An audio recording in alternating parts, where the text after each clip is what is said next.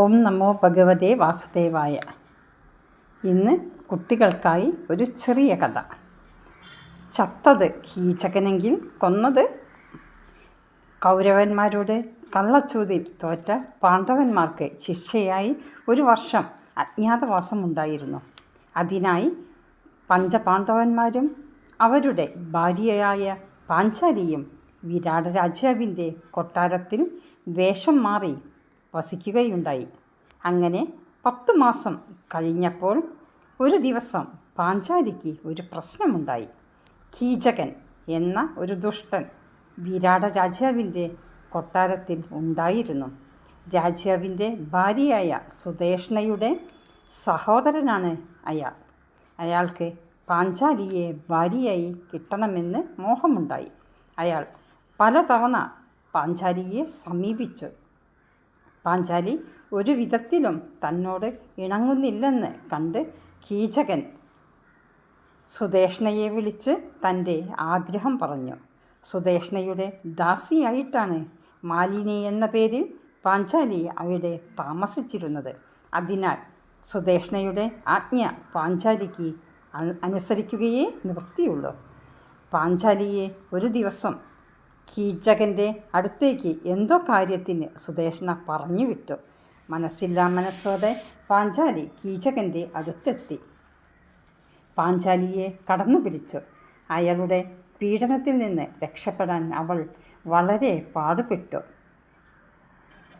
രക്ഷപ്പെടുന്നതിന് മുമ്പ് കീചകൻ പാഞ്ചാലിയെ മുടിയിൽ പിടിച്ച് വലിച്ച് തട്ടിയിടുകയും ചവിട്ടുകയും ചെയ്തു. പാഞ്ചാലി അവിടെ നിന്ന് രഹസ്യത്തിൽ ഓടിച്ചെന്ന് ഭീമനോട് കീചകൻ്റെ ഉപദ്രവങ്ങളെപ്പറ്റി പറഞ്ഞു.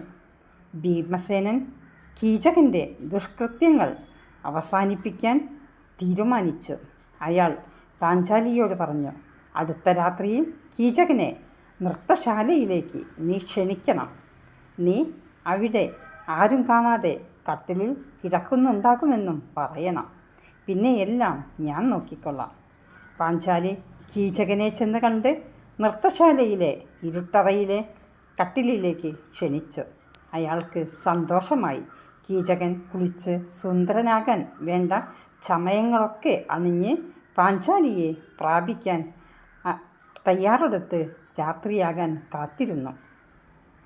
രാത്രിയായപ്പോൾ ഭീമസേനൻ ഒരു പെൺവേഷം ധരിച്ച് പാഞ്ചാലി പുറത്ത് പറഞ്ഞുറപ്പിച്ച കട്ടിലിൽ കയറിക്കിടന്നു.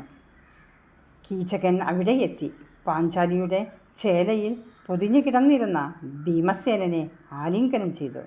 ഉടനെ ശക്തനായ ഭീമസേനൻ കീചകൻ്റെ കഴുത്തിൽ പിടിച്ചു ഞെരിച്ച് കീചകനെ ശ്വാസം മുട്ടിച്ചു. ആ പാവം പിടഞ്ഞ് പിടഞ്ഞ് ഭീമൻ്റെ ഇരുമ്പ് മുഷ്ടികളിൽ കിടന്ന് അന്ത്യശ്വാസം വലിച്ചു. പിറ്റേന്ന് പ്രഭാതമായപ്പോൾ കീചകൻ്റെ ശവം കണ്ട് വിരാട രാജധാനിയിലെ എല്ലാവരും അത്ഭുതപ്പെട്ടു.